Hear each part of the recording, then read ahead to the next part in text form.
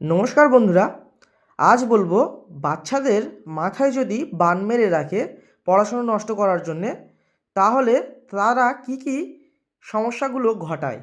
প্রথমত কথা, এই বাচ্চাদের মাথার উপরে বান তাদেরই মারে যারা খুব ভালো পড়াশোনা খুব ভালো করছিল। তাদের ক্ষেত্রে পড়াশোনা নষ্ট করে দেওয়ার জন্য এই বান প্রয়োগ করা হয়, ক্ষতি করার জন্য। বা হয়তো একজনের বাচ্চা হয়তো ভালো পড়াশোনা পারছে না, আর আপনার বাচ্চা হয়তো ভালো পড়াশোনা পারে, সেই ক্ষেত্রে আপনার বাচ্চার পড়াশোনা নষ্ট করার জন্যে এই বান প্রয়োগ করে শত্রু।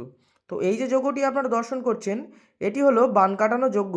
একটা বাচ্চার স্মৃতিশক্তি নষ্ট করে দেওয়ার জন্য এই বানটা মেরেছিল মাথার উপরে।